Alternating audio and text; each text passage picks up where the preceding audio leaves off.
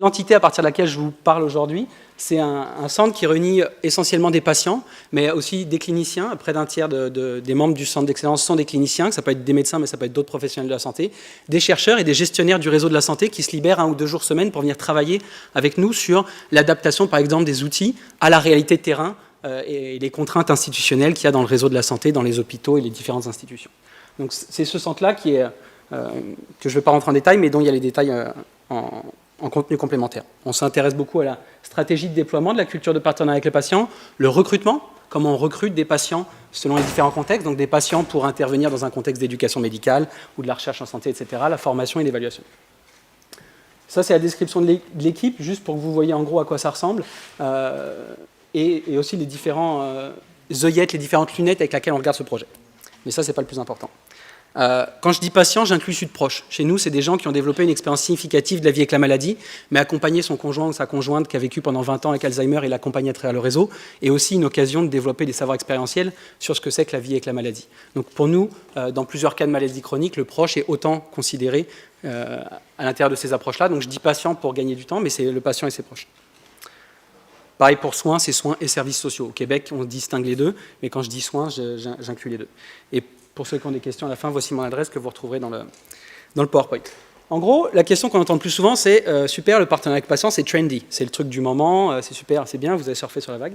Effectivement, en fait, on a profité de la vague pour réaliser quelque chose que ça faisait 30 ans qu'on avait du mal à réaliser, et on a profité d'une faille institutionnelle au Québec à un endroit pour être capable de capitaliser sur cette opportunité-là. Il y avait François Hollande hier qui était sur France 3 pour nous dire que Emmanuel Macron, c'était l'incarnation du politique, c'est-à-dire la rencontre d'un projet, d'une ambition avec une opportunité, et que la politique, c'était toujours ça. C'est un peu ce qui s'est passé dans ce cas-là.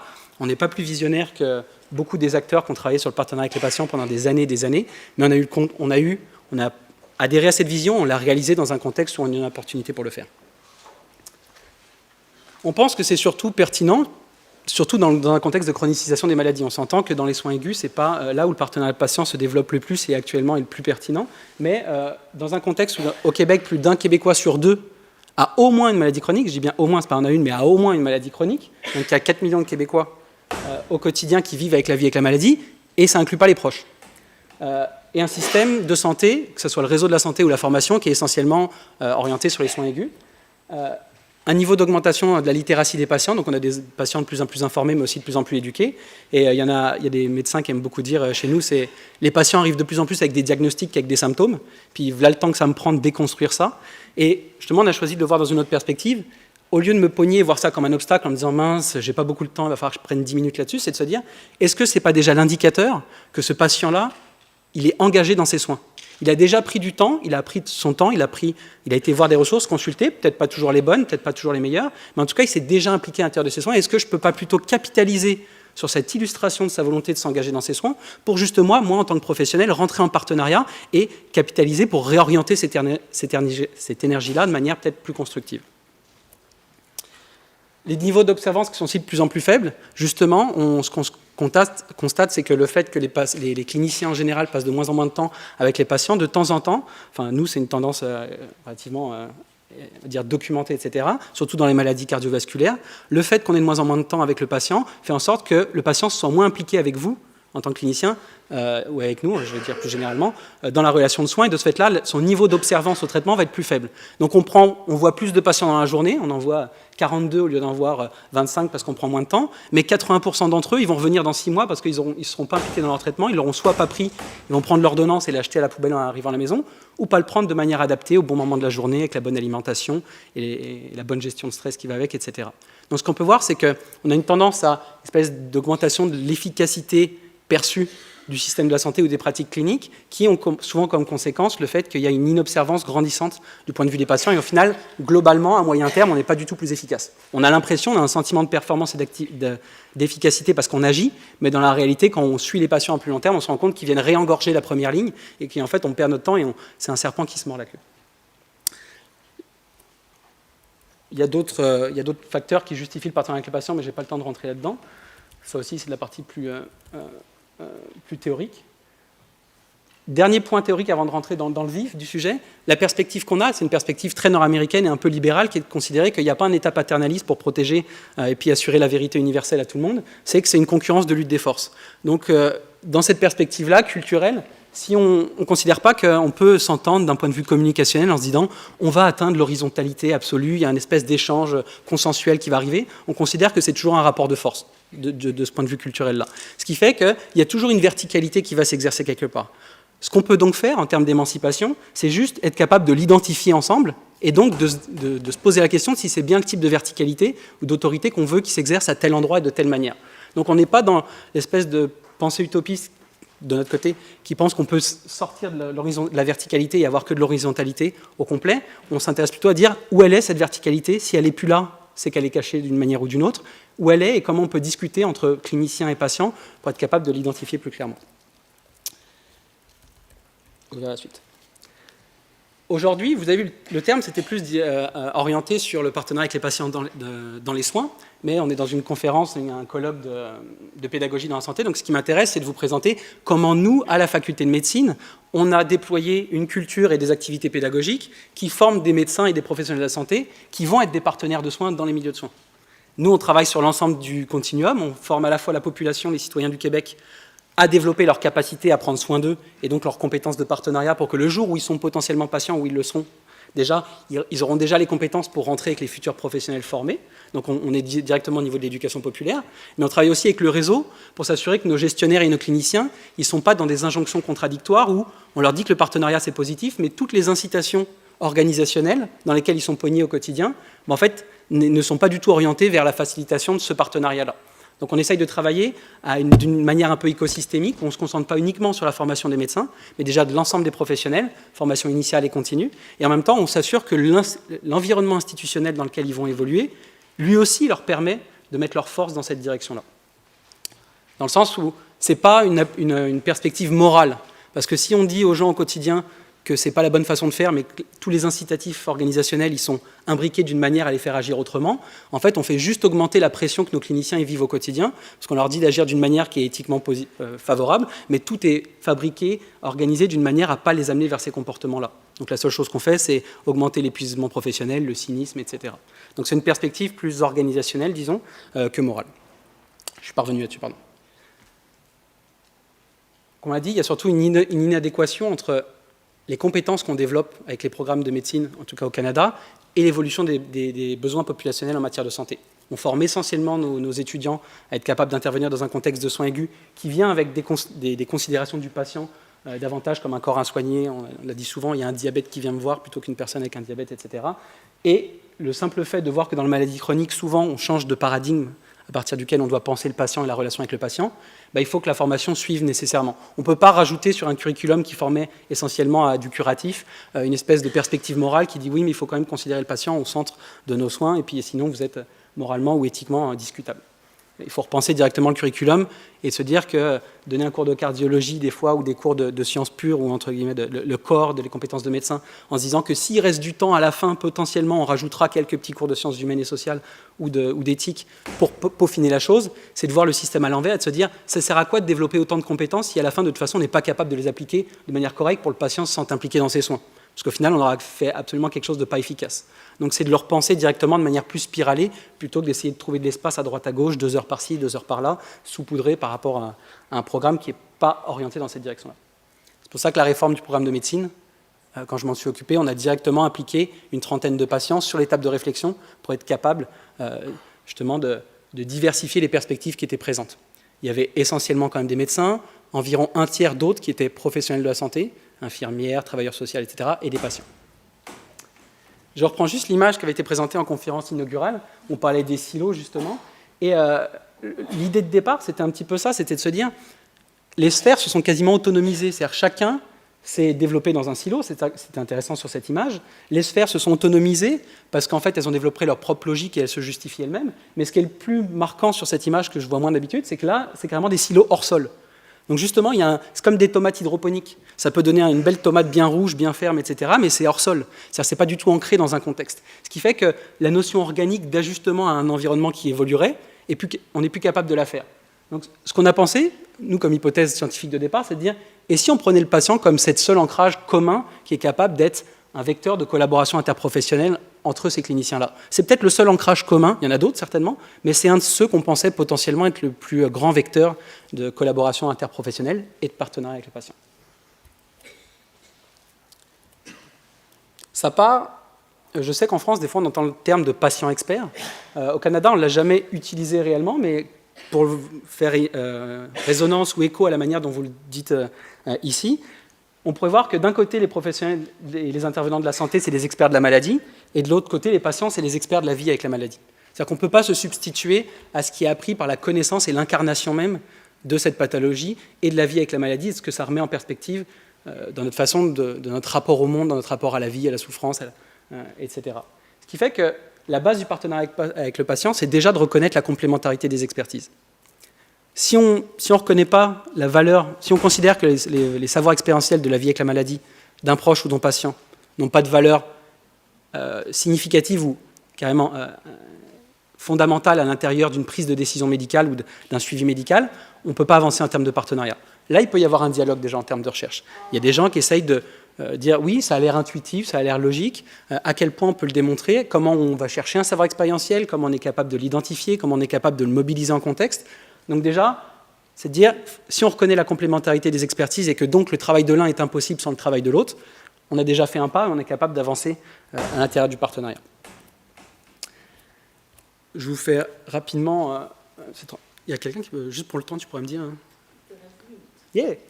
Il me reste juste 45 slides, ça ira. Ok. Mais je parle vite, ça va. Le contexte dans lequel on s'inscrit, ce n'est pas une espèce de contexte de progression, genre le paternalisme, c'est les vieux méchants, là, et puis le partenariat, c'est les nouvelles stars d'aujourd'hui. C'est de montrer que c'est la progression historique, un petit peu comment s'est déroulée cette évolution de la relation, au début médecin-patient, et puis après directement avec les autres professionnels de la santé. C'est qu'au début, j'ai un ensemble de cliniciens ou d'intervenants qui décident de manière isolée quelle est la meilleure solution face à la pathologie et à la manière dont ils l'évaluent, que leur discipline répond à ça. Et après, on vient informer le patient de « Tiens, le physio te donne tel plan de traitement, ton médecin généraliste te donne tel traitement, ton autre spécialiste un autre traitement. » Les approches centrées ont remis un petit peu le patient, en tout cas dans le wording, dans le phrasage de la chose. Il est dans l'histoire, mais on travaille toujours pour le patient. C'est-à-dire qu'on développe l'empathie des professionnels de la santé pour qu'ils quasiment ils se substituent au patient et dire que j'ai tellement d'empathie en tant que professionnel de santé que j'ai presque même pas besoin de jaser au patient parce que de toute façon, je suis capable de me mettre à sa place. Donc je développe tellement l'empathie qu'on va faire pour le patient parce qu'on sait ce qui est bon pour le patient. On va faire des études sociologiques qui nous permettent de savoir qu'en gros, le besoin de tel type de patient avec telle caractéristique, c'est souvent celui-ci. Donc on est capable de mieux comprendre leur réalité, mais on reste encore avec une perspective pas très singulière et encore une espèce d'agrégation de plusieurs expériences de vie avec la maladie. Le partenariat avec le patient, le premier gros changement, c'est déjà de reconnaître le patient comme un acteur de ses propres soins. C'est quand même le changement majeur qui met la base du partenariat. C'est si on le reconnaît comme acteur, qu'une fois que le clinicien a fait son travail, l'essentiel du travail est fait par le patient lui-même et ses proches, au quotidien, qui lui va vivre 24 heures sur 24 avec la maladie, et qui fait que, de ce fait-là, c'est même le premier soignant, c'est le premier acteur de soins de sa vie, dans le cas des maladies chroniques. De ce cas-là, nous, on le met directement dans l'équipe interprofessionnelle. Donc on ne parle plus juste de collaboration interprofessionnelle qui va servir le patient, c'est que le patient fait partie de ces professionnels, de ces soignants, à l'intérieur duquel, ce groupe-là, on essaye de les faire travailler ensemble. C'était juste une illustration pour dire des fois on s'intéresse au même objet, mais on le voit toujours avec les lunettes de sa propre expertise, et puis alors qu'on touche la même chose ou qu'on s'intéresse à la même chose, on y voit chacun ce que notre spécialité, ce que nos lunettes particulières nous amènent à faire. Donc ce qu'on essaye de faire, c'est de se dire, on reprend cette situation-là, aucun de nous ne sait ce que nous savons ensemble, et que de ce fait-là, sans le partenariat, on n'a quasiment aucune chance de voir une vision plus globale ou plus systémique de la chose, et de se considérer, un des slogans du centre, en fait son slogan principal, c'est « Ensemble, je vais mieux ». Pour être capable de dire que chaque acteur contribue à ses propres soins et à l'amélioration de sa santé et de sa qualité de vie, mais il est incapable de le faire de manière optimale s'il n'intègre pas les autres dans l'équipe. Ça prend différents degrés toutefois. On n'est pas toujours dans le mode de partenariat. On discutait hier là-dessus. Dans certains patients, à certains moments de la maladie, ils disent directement « prends-moi en charge ». Le partenariat, ce n'est pas dire toujours travailler en partenariat avec le patient. Le partenariat, c'est de savoir que l'ensemble des différents degrés d'engagement du patient dans les soins est toujours disponible à tout moment.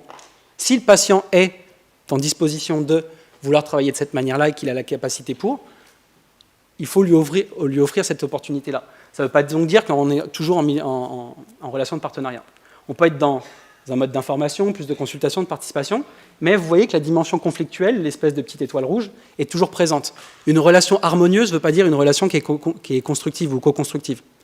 Le conflit fait toujours partie de l'échange de perspectives différentes, et à la limite, cette forme d'harmonie consensuelle en permanence, c'est plutôt le signe qu'il y a une des façons de penser qui s'est imposée à l'autre, et que c'est à partir de celle-ci qu'on jase, qu'on discute. Donc juste pour montrer aussi que la dimension de conflictualité, pour nous, est toujours présente. Comme je vous l'ai dit, on fait ça à 3 niveaux de la population, de l'écosystème de la santé. À la fois préparer les patients et l'ensemble des citoyens à ça, donc on fait de la formation à l'éducation populaire. Les patients qui sont directement dans les milieux cliniques, on fait des interventions directement dans les hôpitaux et dans le réseau de la santé pour faire des cours d'éducation thérapeutique, pour former les équipes cliniques à des plans d'intervention interdisciplinaires.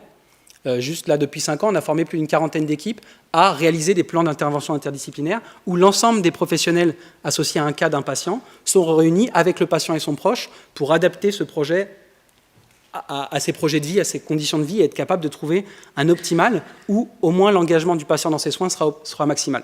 Ça ne sera peut-être pas du point de vue scientifique le meilleur traitement qu'il fallait, puis en tant que clinicien, c'est peut-être pas toujours la solution qu'on aurait choisie tout seul, mais c'est celle qui sera le plus utilisée par le patient, c'est celle qui fera le plus sens. Donc au lieu de se battre contre un mur en se disant c'est ce que me dit la science ou ma perspective, c'est à toi d'accepter que c'est comme ça que ça marche, c'est une perspective qui essaye de trouver un compromis en disant je ne vais pas lui prescrire à un obèse morbide un régime méditerranéen du jour au lendemain, je vais accepter qu'il ait mangé 5 fois encore au McDo par semaine, et puis je vais intégrer ça directement plutôt que de le faire abandonner au bout de 3 semaines, parce qu'en fait le gap est tellement élevé qu'on n'est pas capable de le faire. Donc le but, c'est d'impliquer un petit peu tout le monde pour augmenter les chances que ça fonctionne à l'échelle de la société. Le recrutement. Je ne vais pas avoir beaucoup de temps de parler de ça. Pour nous, les savoirs expérientiels de la vie avec la maladie, ce n'est pas parce que tu as eu 4 cancers dans la vie que forcément tu as plus de savoirs expérientiels que celui qui n'en a eu qu'un. C'est un rapport réflexif à la vie avec la maladie.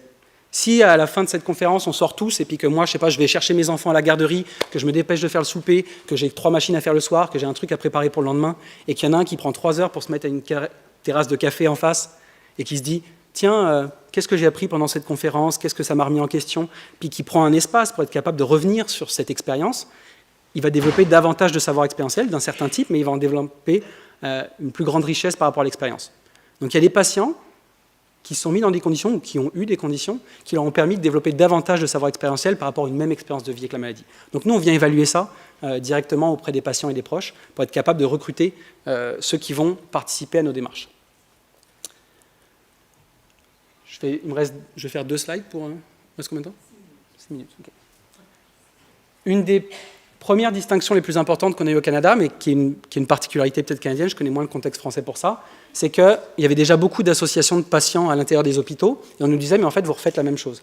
Et nous, ce qu'on essayait de montrer, c'est que souvent, on a fait une évaluation un petit peu des patients qui étaient dans les hôpitaux et sur les comités des usagers, et on s'est rendu compte que les 3/4, c'était des gens qui avaient très peu d'expérience de vie avec la maladie. Quelqu'un qui s'était cassé la jambe, mais qui était une fois dans sa vie et qui avait une appendicite, et puis qui était avocat, c'était pratique, et qu'en fait, il s'est mis dans une position de défense de droit, il était articulé, il communiquait bien, etc. Et on a plein de gens qui, en fait, représentaient la perspective des patients sans avoir relativement d'expérience de vie avec la maladie. Donc, dans ce fait-là, on a décidé de dissocier pour nous ce que c'est que la représentation et de la défense des droits des patients, qui est davantage d'une perspective technique, où on connaît les droits du patient, on essaye de les revendiquer, et il faut, parce qu'on ne pourrait pas, nous, se substituer à ça.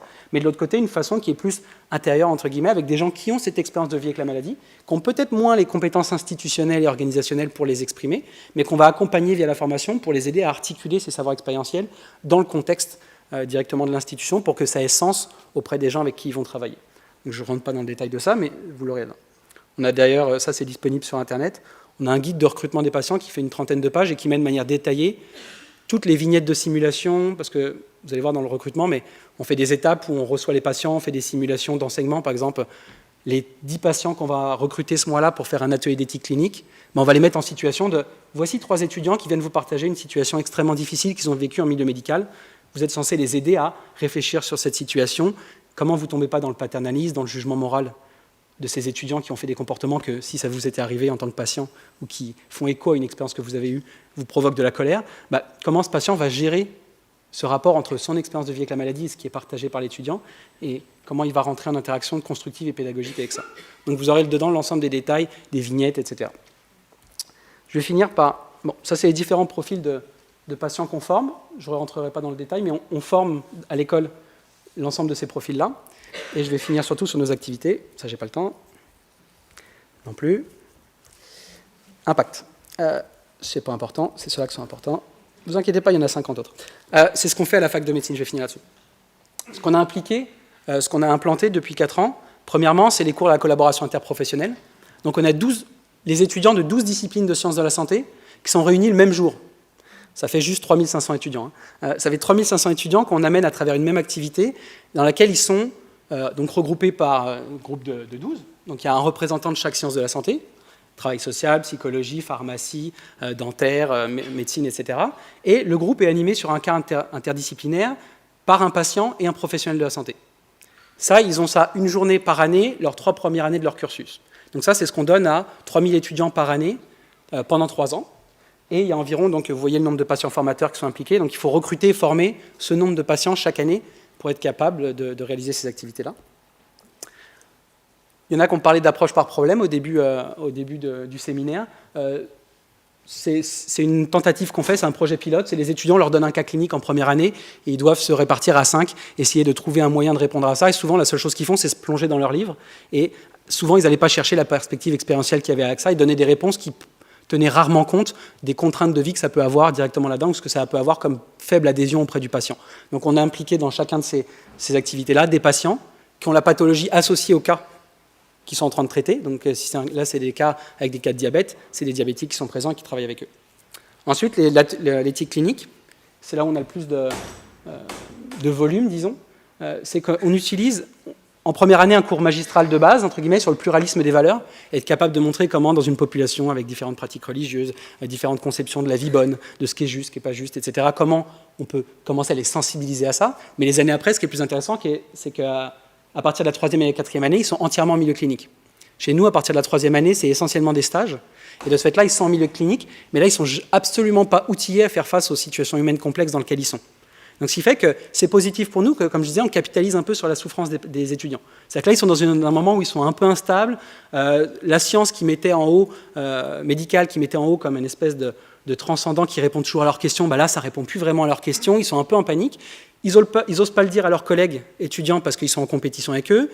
Ils n'osent pas le dire à leurs patrons parce que leurs patrons, c'est eux qui les évaluent. Donc là, en fait, le patient devient la personne auprès de qui ils sont capables de partager davantage l'incertitude, l'angoisse, le sentiment d'imposture qu'ils ont ressenti. Et en fait, on profite de ce contexte-là où son rapport à la pensée médicale est plus, enfin, à la façon dont on l'enseigne en tout cas, est plus fragile pour justement leur montrer qu'il y a d'autres perspectives complémentaires pour le regarder. Et donc ça, c'est quelque chose qu'on fait 2 fois 3 heures la 3e et 4e année. Et puis ensuite, pour la résidence, à l'époque, on avait fait 2 fois 6 heures ici. Mais maintenant, pour l'année prochaine, on a rajouté quasiment 30 heures en tout, où en fait, on a remis des ateliers d'éthique clinique de la première année, au début donc plus théorique, directement à la dernière année de résidence, ce qui est nous la fin de la spécialité.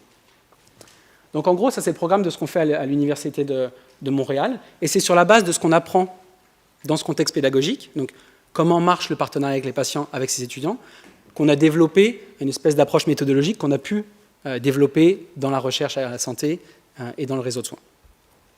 Conclusion. Ça, je vais passer. Le soutien institutionnel, nous, on a eu de la chance qu'il soit présent. C'est grâce au début à un soutien institutionnel qu'on a pu avancer. Mais dès qu'on a fait nos preuves et qu'on a embauché suffisamment de chercheurs pour faire de la recherche évaluative et montrer l'impact de nos activités, on a pu avoir un soutien majeur. On a eu dans l'équivalent du monde, on va dire en France, des pubs comme ça de l'Université de Montréal qui soutenaient notre projet et qui affichaient de manière, j'allais pas dire ostentatoire, mais presque, leur vision par rapport à ça. Et on a eu une campagne régulière de ce genre de choses. Donc ça, c'est pas négligé aussi. On a beaucoup d'acteurs et collègues français qui essayent de faire la même chose, mais qui n'ont absolument aucun appui institutionnel et qui pédalent dans la semoule. C'est pas suffisant, mais quand on n'a pas ça, on a du mal à faire des erreurs en tout cas. Je vous redonne mon courriel. Voilà. Je voulais juste finir par ça. Ce que je vous ai présenté, c'est la partie vraiment éducation médicale. Mais gardez en tête que pour nous, la finalité, c'est d'avoir une population, des citoyens dans leur ensemble, qui sont capables de prendre soin d'eux, qui sont capables d'être des partenaires de soins, si lorsqu'ils vont avoir affaire avec le réseau de la santé, ils sont dans une situation où ils ont envie de travailler de cette manière-là, et que de l'autre côté, on a un réseau de la santé, un écosystème de la santé, qui soit prêt à les accueillir et à travailler en partenariat avec eux. Et ce que je vous ai présenté aujourd'hui, c'est la partie éducation médicale et facultaire pour les autres disciplines, qui permet potentiellement d'arriver à ce résultat-là. Je vous remercie. concrètement, par rapport à la population, qu'est-ce que vous faites? En fait, on a commencé l'année dernière des séminaires d'éducation populaire, donc on en a de 3 natures. Le premier, les 2 autres sont un peu plus pilotes, mais le premier, c'était la présentation du référentiel de compétences qui a été développé par Luigi Flora. Donc le premier, c'était de leur montrer à quoi ça ressemble, c'est une approche comme une autre, à l'identification des compétences de partenariat de soins. C'est-à-dire, niveau 1, qu'est-ce que ça prend c'est quoi les compétences pour être un partenaire de ses propres soins? Je vais aller rapidement là-dedans. Le deuxième, c'était qu'est-ce que c'est qu'être un partenaire de ses propres soins qui est capable de prendre cette expérience-là pour transformer le milieu de la santé à partir de celle-ci. Et le troisième, c'est le niveau, c'était les patients coachs. C'est des patients qui sont capables d'accompagner des patients à réaliser leurs premières expériences d'enseignement, de recherche et de réseau dans la santé. Donc ça, c'était une manière de l'apporter. Le deuxième, c'était de leur présenter des initiatives qui sont faites dans le milieu de la santé, qui sont souvent propagées et partagées entre professionnels de la santé, mais qui sont rarement accessibles aux patients, et des choses simples comme le premier qu'on leur a fait la dernière fois, c'est de leur montrer l'hôpital Maisonneuve-Rosemont à Montréal. Ils ont une espèce de petit carnet qui est avec des smileys, et qui fait en sorte que souvent les médecins généralistes se rendaient compte que quand leurs patients ils revenaient 3 ou 4 mois après un début de traitement, ils leur disaient comment ça se passe, puis souvent ils disaient je sais pas, j'ai pas fait attention. Puis de ce fait-là, ils ont juste fait un petit carnet qui disait mettez 5 minutes ou une demi-heure après la prise de votre médicament, comment vous vous sentez. Ça faisait qu'au niveau littératie, tout le monde était capable de cocher un smiley. En gros, là, il y en a qui pouvaient rajouter du détail, mais en gros, il y avait la base. On leur présentait que ce genre d'outils existait, qu'ils étaient libres d'utilisation, et qu'ils pouvaient aller voir leur médecin de famille avec ce petit livret, et puis dire c'est peut-être un premier vecteur, une première occasion, très simple, on s'entend, mais c'était pour leur montrer le genre d'initiative très concrète qui existe pour lancer et être un terrain en partenariat avec les patients. Donc c'est le genre d'initiative qu'on fait. C'est par rapport à l'intervention, en fait, ce qu'on appelle les patients experts du coup en France dans la formation médicale. L'idée, c'est en fait de montrer qu'il y a une pluralité de ressentis subjectifs ou d'objectiver un peu ces ressentis-là. Il y a une volonté d'objectiver dans le sens où nous, nos interventions, c'est pas un témoignage. Il n'y a pas un patient qui arrive, qui fait pleurer tout le monde et puis après chacun repart chez soi. L'objectif, c'est que les patients, par exemple, quelqu'un qui vit avec une fibromyalgie et qui connaît la douleur chronique au quotidien, il a co-construit, enfin il y en a 3 d'entre eux, 3 patients fibromyalgiques qui ont co-construit le cours de douleur chronique et qu'ils co-enseignent avec un médecin aux étudiants. Donc le but, c'est quand même d'aller reconnaître une compétence, enfin un savoir objectif issu de la vie avec la maladie, et que de ce fait-là, le but, c'est effectivement d'être capable pas de le mettre en... Soit on est pogné, on essaye de le scientifiser, ça se dit pas, mais de le rendre aussi scientifique que le savoir médical, entre guillemets, et en même temps on retombe dans le même problème qu'on critique et qu'on essaye de ramener, c'est-à-dire quelque chose de plus organique, quelque chose de plus... une vérité poétique qu'on appelle, quelque chose qui se réajuste plus à l'organique, à la réalité. Donc on essaye à la fois de le structurer un minimum pour qu'on ait l'oreille et l'écoute de l'institution, et à la fois on sait que c'est un danger, donc en même temps on se garde toujours, on a des garde-fous, qui sont l'essentiel de l'équipe étant des patients, qui sont souvent ces garde-fous-là, pour dire ça reste quelque chose qu'on ne doit pas nécessairement objectiver jusqu'à ce point-là. Mais oui, c'est une volonté d'objectivation pour être capable de discuter avec des médecins qui vont considérer ça alors crédible, comme savoir à partir duquel je discuter. Merci pour votre exposé qui nous envoie au large. En termes pratico-pratiques d'ingénierie pédagogique, vous avez cité les modules interpro dans le curriculum.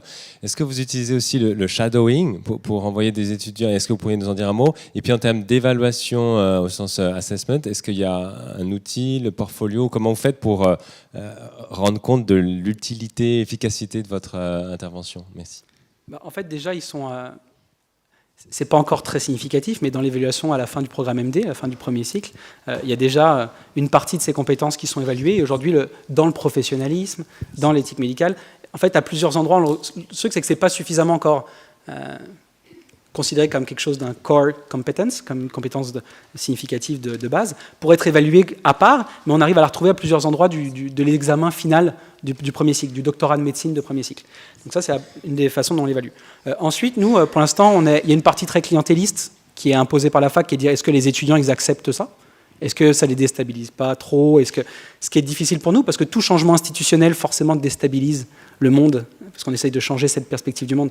Donc ça a été le plus difficile, parce qu'il y a forcément, de la part des étudiants, une réaction plus mitigée, parce qu'ils mangent 90 heures sur 2 semaines de savoir extrêmement objectif, dur, etc. Et puis on leur parle après d'éthique clinique, avec le rapport à la mort, la naissance, etc. Et puis on inclut des patients là-dedans. Ça leur paraît toujours... moins important, puis c'est pas évalué comme vous dites. Donc ce qu'on a essentiellement, c'est l'évaluation qualitative, donc des entrevues avec les professeurs et les médecins qui sont impliqués dans ces activités pour voir de manière objective, vous avez trouvé ça utile ou pas? Puis nous, je vous ai montré celles qui ont perduré, mais on en a essayé 7 autres qu'on a retirées au bout de 2 ans, parce qu'on se rendait compte que ni du point de vue des étudiants, ni du point de vue des cliniciens, ils jugeaient utile ou pertinente la contribution des patients là-dedans. Donc le but, c'est pas de peinturer l'ensemble avec des patients, c'est de se dire où est-ce que c'est pertinent, si oui, dans quelles conditions, puis à ce moment-là, on va le perdurer.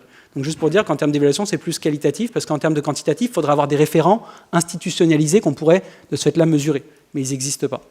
Et en termes shadowing, en fait, maintenant les étudiants sont dans les Écosses. Je ne sais pas si ça existe aussi ici, l'équivalent, une forme d'examen aussi qui utilise la simulation pratique. Les étudiants qui se loupent à cet exercice-là, et ce qui empêche qu'ils aient leur diplôme de médecine, on les rattrape avec des patients.